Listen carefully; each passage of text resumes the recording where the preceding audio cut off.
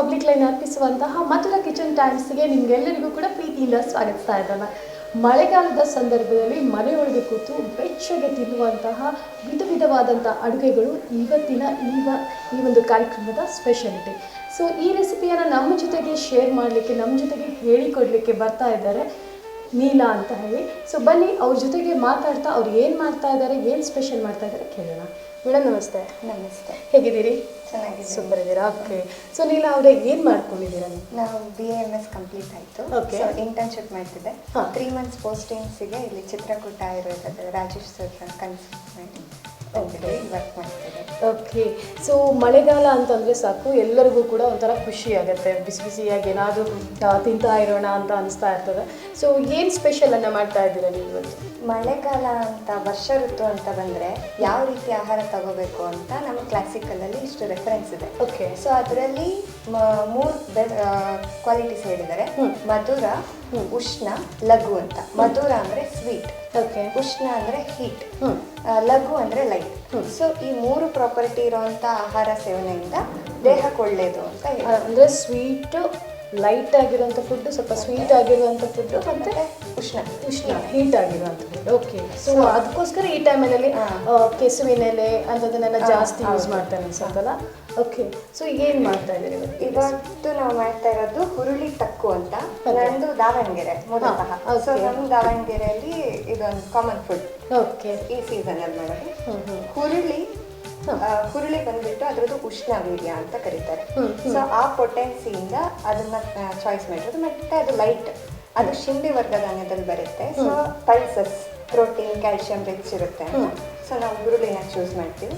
ಮತ್ತೆ ಅದಕ್ಕೆ ಇದು ಒಂದು ಹುರುಳಿ ತಕ್ಕೊಂದು ಸ್ವೀಟ್ ಪ್ರಿಪ್ರೇಷನ್. ಸೊ ಮಧುರ ರಸ ಇದು ಇನ್ವಾಲ್ವ್ ಆಗುತ್ತೆ. ಸೊ ಹಾಗಾಗಿ ನಾವು ಸ್ಟಾರ್ಟ್ ಮಾಡೋಣ ಹಾಗಾದರೆ. ಎಸ್, ಕರಾವಳಿಯಲ್ಲಿ ಸಿಹಿಯ ತಿಂಡಿಗಳು ನೀವು ತುಂಬ ನೋಡಿದ್ದೀರಾ, ತುಂಬ ತಿಂದಿದ್ದೀರಾ ಕೂಡ. ಇವತ್ತು ನೀಲಾ ಅವರು ತೋರಿಸ್ತಾ ಇರುವಂಥ ಫುಡ್ ದಾವಣಗೆರೆ ಸ್ಪೆಷಲ್, ನಿಮ್ಮ ಊರಿನ ಸ್ಪೆಷಲ್ ಅಲ್ಲ. ಸೊ ದಾವಣಗೆರೆ ಸ್ಪೆಷಲ್ ಆಗಿರುವಂತಹ ಹುರುಳಿಯ ತಕ್ಕು. ಎಸ್, ತಕ್ಕು. ಸೊ ನೋಡೋಣ ಹೇಗೆ ಮಾಡ್ತಾರೆ ಅಂತ ಮಾಡೋಣ. ಸ್ಟಾರ್ಟ್ ಮಾಡೋಣ ಅಲ್ಲ ಮೇಡಮ್? ಎಸ್. ಫಸ್ಟ್ ನಾವು ಹುರುಳಿನ ಬೇಯಿಸ್ಕೊಂಡಿದ್ವಿ. ಇದು ಬೆಂದಿದೆ. ಇದನ್ನ ತುಂಬಾ ಜಾಸ್ತಿನ ಬೇಯಿಸ್ಬೇಕು. ಯಾಕಂದ್ರೆ ನಾವು ಒಂದು ಮಾದಿಸುವಾಗ ನಿಮ್ಗೆ ಅದು ಈಸಿ ಆಗಬೇಕು. ಇದು ಹುರುಳಿ ಈ ತರ ಸಾಫ್ಟ್ ಆಗಿ ಬರಬೇಕು ಹಿಂದೆ. ಸೊ ಕನ್ಸಿಸ್ಟೆನ್ಸಿ ಹೇಗಿರಬೇಕು ಅಂತ ಹೇಳಿದ್ರೆ ತುಂಬಾ ಸ್ಮೂತ್ ಆಗಿರುವ ಹಾಗೆ ಇರಬೇಕು. ಓಕೆ. ಸೊ ಇವಾಗ ಇನ್ನೂ ಒಂದ್ಸಲ ನೀರು ಹಾಕಿ ಸ್ವಲ್ಪ ಬೇಯಿಸ್ಕೊಳ್ಳೋಣ. ಓಕೆ. ನಾ ಗ್ಯಾಸ್ ಆನ್ ಮಾಡಲ. ಸೊ ನೀರು ಹಾಕಿ ಸ್ವಲ್ಪ ಕಾಲು ಸಾಕಲ್ಲ ಇಷ್ಟು? ಹಾಂ.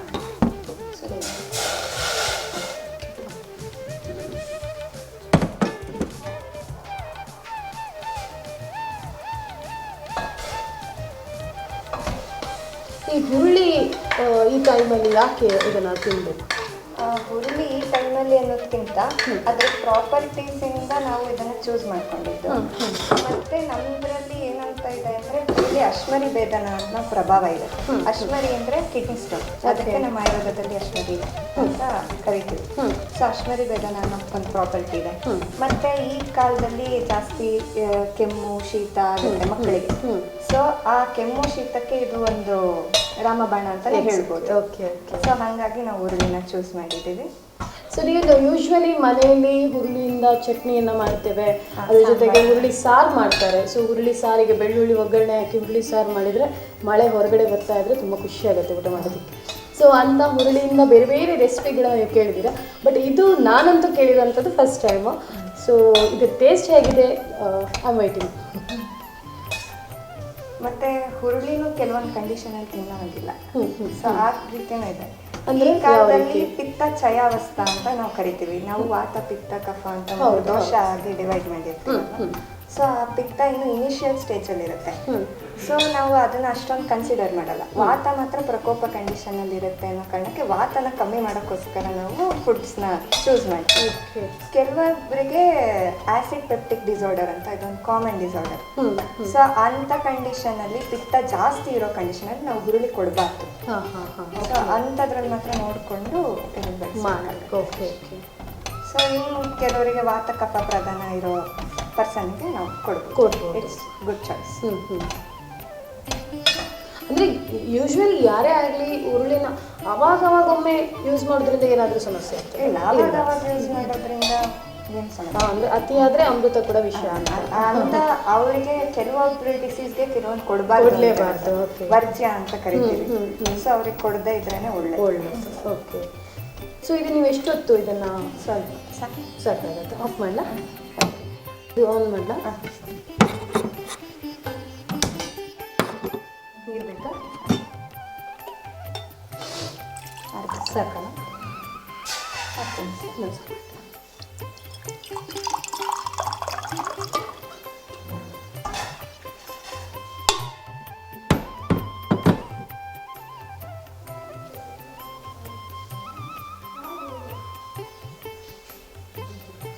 ಇದು ಯೂಶ್ವಲಿ ನಿಮ್ಮ ಮನೇಲಿ ಯಾರು ಮಾಡ್ತಾರೆ? ಅಮ್ಮ ಮಾಡೋದು. ಓಕೆ. ಅಮ್ಮ ಹೇಳಿದ ರೆಸಿಪಿ. ಓಕೆ. ನಾನು ಚಿಕ್ಕವಳಿದ್ದಾಗ ಸ್ಕೂಲಿಂದ ಬಂದರೆ ಸಂಜೆ ಹೊತ್ತು ಮಾಡಿಡ್ತಿದ್ರು. ನನಗೆ ಸ್ವಲ್ಪ ಸ್ವೀಟ್ ಇಷ್ಟ ನನಗೆ.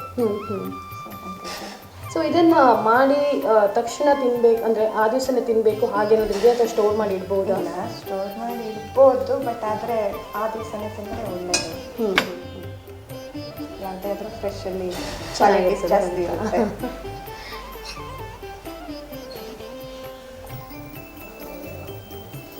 ನಾವು ಜಾಸ್ತಿ ಏನು ಪಾಕ ಮಾಡ್ಕೊಳ್ಳೋದು ಬೇಡ. ಜಸ್ಟ್ ಬೆಲ್ಲ ನೀರಾದರೆ ಸಾಕು. ಬೆಲ್ಲ ಚೆನ್ನಾಗಿ ಕರೀತೀವಿ. ಓಕೆ.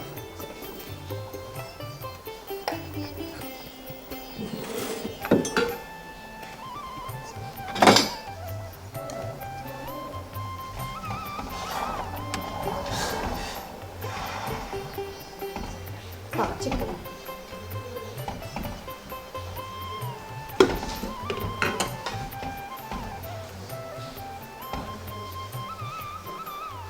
ನಾವು ಈ ಹುರುಳಿ ಬೇಯಿಸಿದ ನೀರಲ್ಲಿ ಹುರುಳಿ ಕಟ್ಟು ಅಂತಲೂ ಮಾಡ್ಕೋಬೋದು. ಹುರುಳಿ ಸಾಂಬಾರು ಅಂತ ಕರಿತೀವಿ. ಓಕೆ. ಸಾರು ಮಾಡಿದಂಗೆ ಸಾಂಬಾರು ಹುರುಳಿ ಸಾಂಬಾರು ತುಂಬ ಇದೀಗ ಪಾಕ ಬರಬೇಕಾ? ಒಂದೆಡೆ ಪಾಕ ಆ ರೀತಿ ಬರಬೇಕಾ ಅಥವಾ ಖಾಲಿ ಬೆಲ್ಲ ನೀರಾದರೆ ಸಾಕು? ಪಾಕ ಬಂದರೆ ಓಕೆ, ಜಾಸ್ತಿ ಪಾಕ ಇಲ್ಲ ಬೇಡ. ಚೆನ್ನಾಗಿ ಕರಿತೀವಿ. ಅದು ಈ ನೀರು ಬೆಲ್ಲ ಅಥವಾ ಮುದ್ದೆ ಬೆಲ್ಲ ಎಲ್ಲ ತಗೊಂಡ್ರೆ ಬೇಗ ಕರಗತ್ತೆ ಅಲ್ವಾ? ಹಾಂ, ಹೌದು.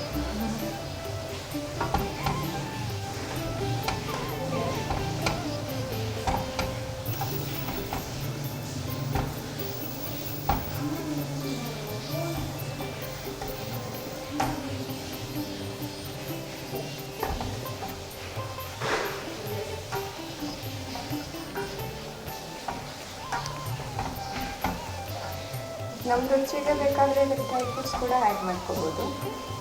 ನಾನು ಆ್ಯಡ್ ಮಾಡಿಲ್ಲ. ಓಕೆ.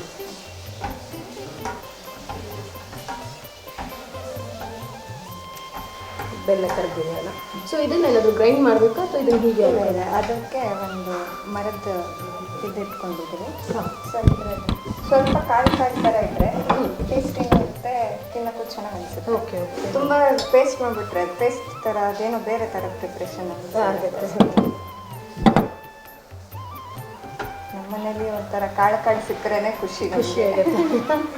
ಅಲ್ಲ, ಯೂಶ್ವಲಿ ಹೌದು, ಈ ಹುರುಳಿ ಅನ್ನುವಂಥದ್ದು ಅದು ಅಲ್ಲಲ್ಲಿ ಬಾಯಿಗೆ ಸಿಗ್ತಾ ಇರಬೇಕು, ಆವಾಗಲೇ ಅದಕ್ಕೆ ಅದರದ್ದು ಬ್ಯೂಟಿ ಅದು.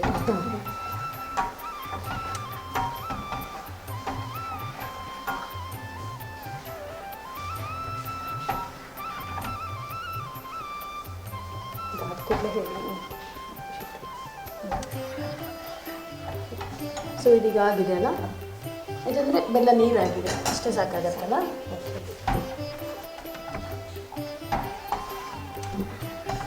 ಇದನ್ನು ಶಿಫ್ಟ್ ಮಾಡಲಾಗಿದೆ.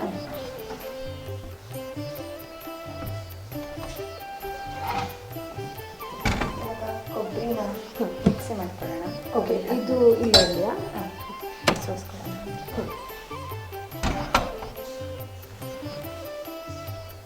ಸೊ ಈಗ ಇದಕ್ಕೆ ನೀವು ಕಾಯಿ ಹಾಲು ತೆಗಿತಾ ಇದ್ದೀರಾ? ಹಾಂ, ಕಾಯಿ ಹಾಕ್ತೀವಿ. ಓಕೆ. ಒಂದು ನಿಮಿಷ.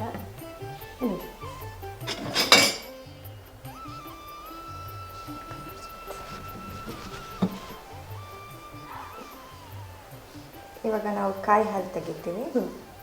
ಎಷ್ಟು ಕಾಯಿ ಯೂಸ್ ಮಾಡ್ತಿದ್ದೀರಾ? 2 ಕಾಯಿ ತುರ್ಕೊಂಡಿದ್ದೀವಿ. ಓಕೆ.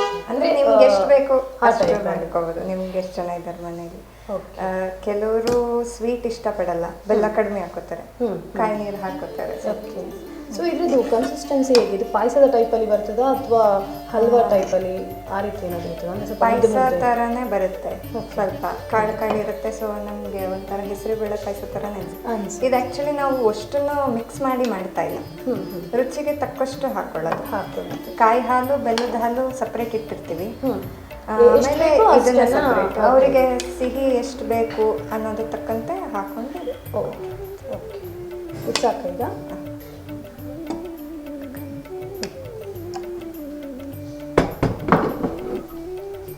ನೀರು ಹಾಕೊಳ್ಳ ಸ್ವಲ್ಪ ಜಾಸ್ತಿ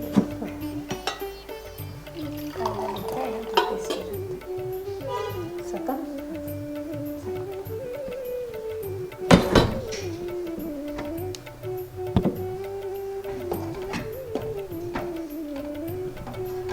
ಸೊ ಈಗ ಅದು ಕಾಯಿ ಹಾಲು ಪ್ರಿಪೇರ್ ಆಗಿದೆ. Okay. ಮತ್ತೆ ಬೆಲ್ಲದ ಹಾಲನ್ನು ಪ್ರಿಪೇರ್ ಆಗಿದೆ. ಬೆಲ್ಲ ಪಾಕ So, ಆಗಿದೆ. ಇದು ಹುರುಳಿನ ಸೋಸ್ಕೊಂಡ್ಬಿಡೋಣ, Okay. ಯಾಕಂದ್ರೆ ನೀರು ಇರಬಾರ್ದು. ಓಕೆ.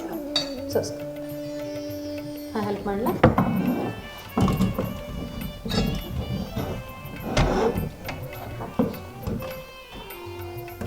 ಹುರುಳಿ ಬೇಯಿಸ್ಬೇಕಾದ್ರೆ ಸ್ವಲ್ಪ ಉಪ್ಪು ಹಾಕೋಬೇಕು, ಯಾಕಂದ್ರೆ ಕಾಳಲ್ವಾ. ಓಕೆ.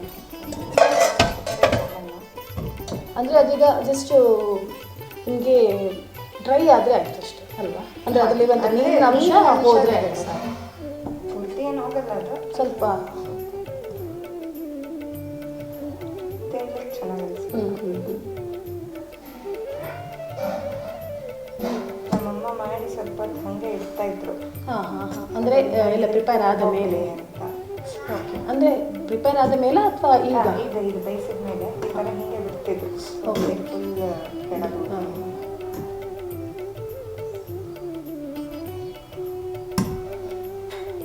ನೆಕ್ಸ್ಟ್ ಇದು ನೀರು ಕಂಪ್ಲೀಟಾಗಿ ಹೋದ್ಮೇಲೆ ಇದನ್ನ ಸ್ವಲ್ಪ ಸ್ಮ್ಯಾಶ್ ಮಾಡ್ಕೋಬೇಕು. ಓಕೆ.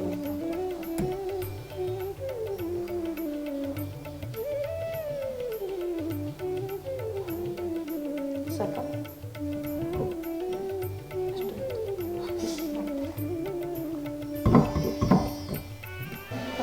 ಒಂದು ನಿಮಿಷ. ಹಾಂ, ಸಾಕ ಇದು? ಓಕೆ. ಸೊ ಪಾತ್ರೆ ಇದನ್ನೇ ಇಡಲ? ಇಲ್ಲ.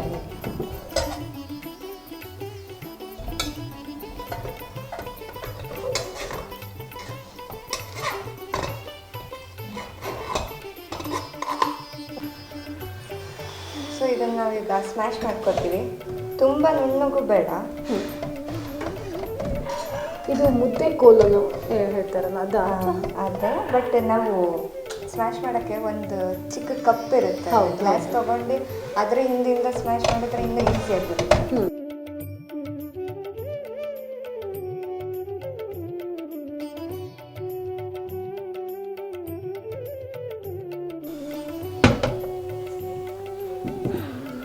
ಸ್ವಲ್ಪ ಏಲಕ್ಕಿ ಮತ್ತು ಶುಂಠಿ ಪೌಡರ್ನ ಕಾಯಿ ಹಾಲಿಗೆ ಹಾಕ್ಕೊಂಡೆ ಮಿಕ್ಸಿ ಮಾಡಿಕೊಂಡ್ರೆ ಚೆನ್ನಾಗಿರುತ್ತೆ. ಪೌಡರ್ ಆದ್ರಿಂದ ಹಾಗೆ ಮಿಕ್ಸ್ ಮಾಡಿ ಮಾಡ್ಕೊಂಡು.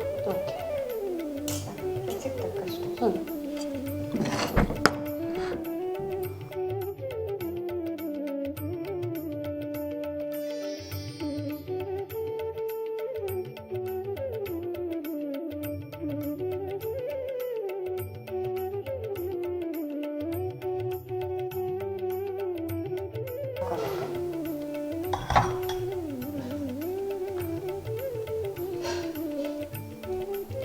ಬೇಯಿಸುವಾಗ ಏನಿದೆ ಉಪ್ಪು ಹಾಕಿರ್ತೀರಾ?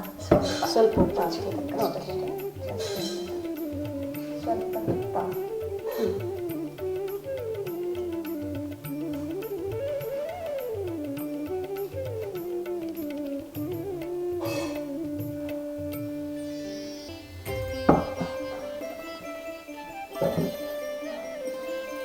ಕಾಯಿ ಹಾಲು.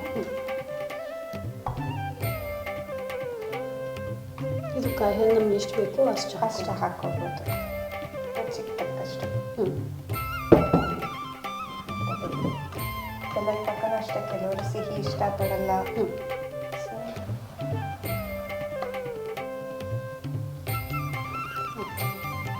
ಸೊ ಸೊ ಈ ಏನು ಕನ್ಸಿಸ್ಟೆನ್ಸಿ ಇದೆ ಇದೊಂಥರ ಪಾಯಸದ ಥರನೇ ಇದೆ. ಸೊ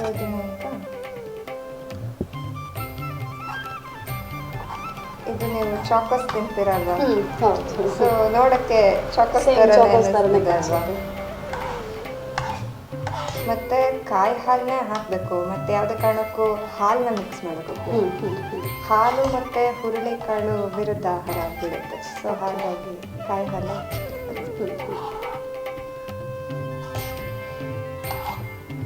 ನೀವು ಬೇಕಾದ್ರೆ ಟೇಸ್ಟಿಗೆ ಡ್ರೈ ಫ್ರೂಟ್ಸ್ನ ಹಾಕೋಬಹುದು. ಮಕ್ಕಳಿಗೆಲ್ಲ ಒಳ್ಳೆ ಸ್ನ್ಯಾಕ್ ಆಗು ಇದು ಹುರುಳಿ ತಕ್ಕು ಅಲ್ಲ, ಹುರುಳಿ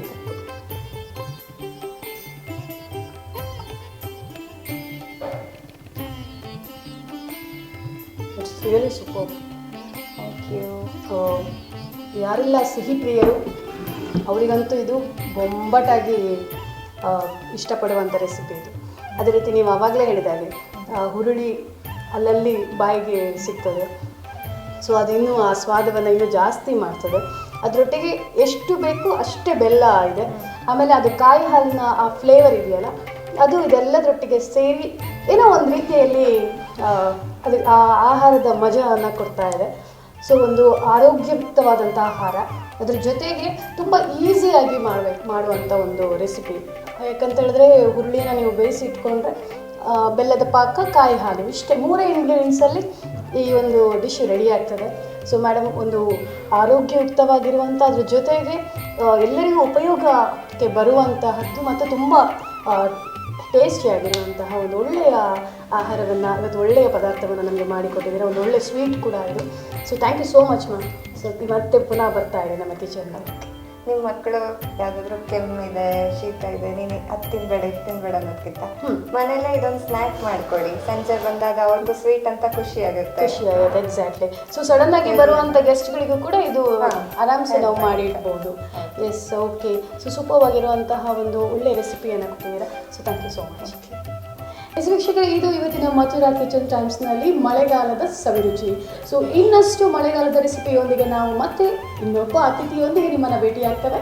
ಅಲ್ಲಿಯವರೆಗೂ please watch public line and like ಮಾಡಿ, ಕಮೆಂಟ್ ಮಾಡಿ, ಹಾಗೆ ನಮ್ಮ ಈ ಚಾನಲನ್ನು ಸಬ್ಸ್ಕ್ರೈಬ್ ಮಾಡಿ. Thank you.